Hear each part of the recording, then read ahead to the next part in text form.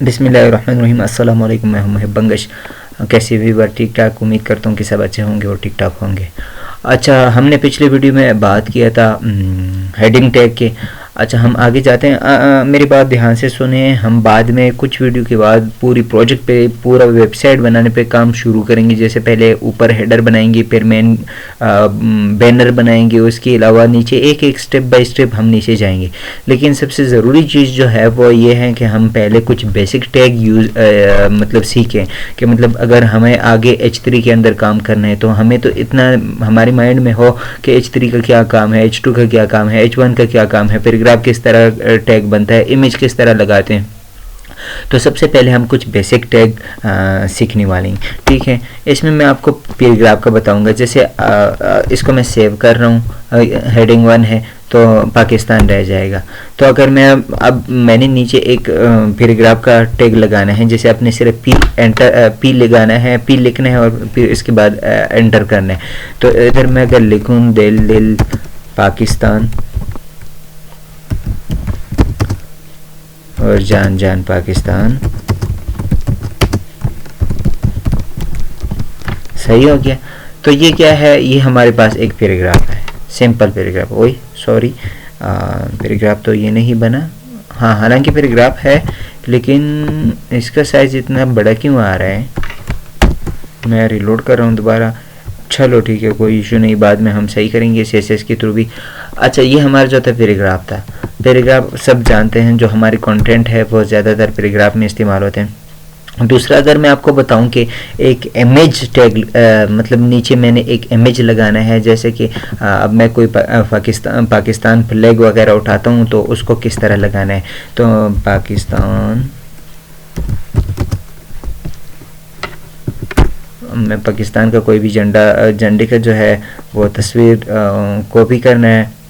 ये ध्यान से, ठीक है, आपने इधर से मतलब कोई भी तस्वीर सेव करके, चलो कौन सा लगाते हैं, सारे अच्छे हैं, मेरा दिल कर रहा है एक से दूसरा नज़र अच्छा आ रहा है, तो इसलिए मैं कोशिश कर रहा हूँ कि कोई अच्छा सा इमेज लगाऊँ। इस इमेज को मैं सेव कर रहा हूँ। सेव इमेज कहाँ पे सेव कर रहा हूँ, जो हमारा जो अपना फोल्डर था ना, HTML CSS कंप्लीट कोर्स, हमारे फोल्डर का माय फर्स्ट प्रोजेक्ट, तो इसके अंदर ही हम डायरेक्ट सेव करते हैं। तो इसका नाम भी रखते हैं फ्लैग या PAK सिर्फ रखते हैं, सिंपल। जितना मैं कोशिश करूँगा कि आप लोगों के लिए बहुत ज़्यादा आसान करूँ। तो ठीक हो गया, इसको क्लोज करते हैं। माय फर्स्ट प्रोजेक्ट के जब अंदर आ जाते हैं तो पैक का PA का इमेज का एक हमने एक इमेज सेव किया है, उसको प्रॉपर्टीज चेक करते हैं। HTML CSS में आपने ना जब भी इमेज लगाना है तो उसकी प्रॉपर्टी आपने ज़रूर चेक करना है कि वो PNG फॉर्म में है या JPG फॉर्म में है। लेकिन अलबत्ता हमें इधर ज़रूरत इतना नहीं है, क्योंकि हमें कोड एडिटर यूज़ करते हैं, तो कोड एडिटर में हम आसानी से वो इमेज उठा सकते हैं। जैसे मैंने इमेज का टैग लगाना है, इमेज के टैग के लिए सबसे पहले मैंने बताया था कि इमेज लिखना है, फिर उसके बाद सोर्स SRC शॉर्टकट लिखना है। सोर्स हमारे पास क्या होगा, जैसे ही मैं अगर डॉट या डॉट के बाद स्लैश लगाता हूँ तो उधर हमारे पास जो है बूटस्ट, ये तो हम बाहर निकल गए। अगर मैं स्लैश लगाता हूँ तो इधर आप देख सकते हैं कि इधर हमारे पास शो हो रहा है हमारे फोल्डर के अंदर जितना भी है। अगर कोई आप दूसरा एडिटर यूज़ करेंगे, आप उसमें इतना आसानी से इमेज नहीं उठा सकते, आपने लिखना पड़ता है कि PAK.JPG। ठीक है, हमने उठा दिया। अब स्लैश को तो हमारे पास हमें ज़रूरत नहीं, क्योंकि हमारे पास ही इसी फाइल के साथ ही पड़ा हुआ है। सिर्फ आपने लिखना है इमेज SRC और इमेज का नाम जो है वो लिखना है। उसके बाद PNG है तो PNG लिखना है, JPG है तो JPG लिखना है। तो ये फॉर्मेट हमारे पास JPG का था। तो अब अगर मैं इसको रिलोड करूं तो ये देख सकते हैं आपके पास हमारे पास जो है तस्वीर आ गया। ठीक हो गया, ये इमेज का टैग था और ऊपर जो है वो पैराग्राफ का टैग है। वो पैराग्राफ का टैग बहुत ज़्यादा ईजी था, बहुत ज़्यादा ईजी था। आप देख सकते हैं सिर्फ P लिखना था। और इमेज का टैग में भी इतना कुछ ख़ास नहीं है, बहुत ज़्यादा आसान है। अगर मैं आपको बताऊं कि मुझे एक अफगानिस्तान का फ्लैग लगाना है, तो एक और इमेज लगाता हूँ ताकि आपको थोड़ा सा क्लियर हो जाए। ठीक हो गया। अब अगर मैं एक इमेज और भी सेव करता हूँ अफगानिस्तान का,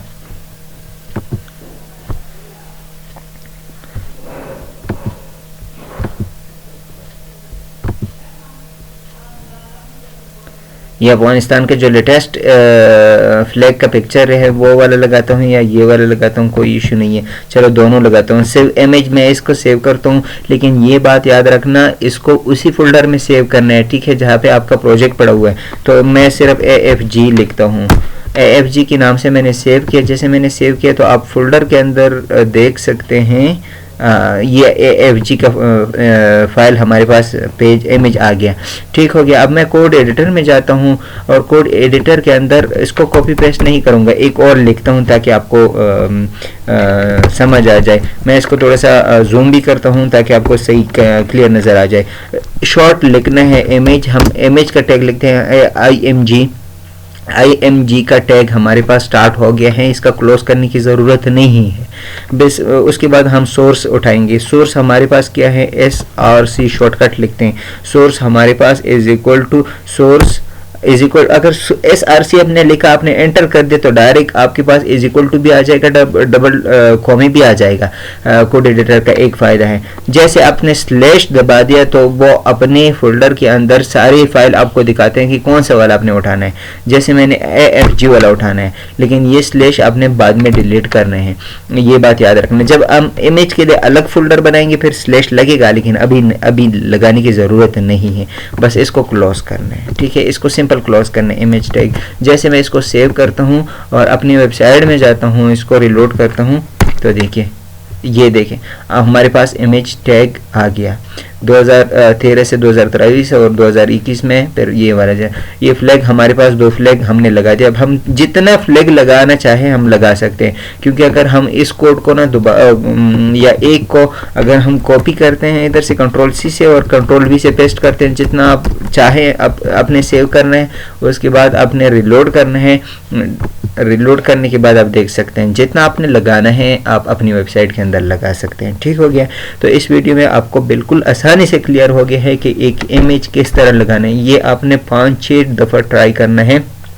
पहले वीडियो में देखिए कि किस तरह किस तरह लगाना है, फिर उसके बाद आपने वीडियो बंद करना है और 5-6 दफ़ा ट्राई करना है, क्योंकि इसको बिल्कुल दिमाग में बैठाना है कि IMG SRC is equal to image किस तरह लगाना है। तो ठीक हो गया, इंशाल्लाह मिलेंगे नेक्स्ट वीडियो में, तब तक दीजिए मुझे इजाज़त। अल्लाह हाफ़िज़, अस्सलाम वालेकुम।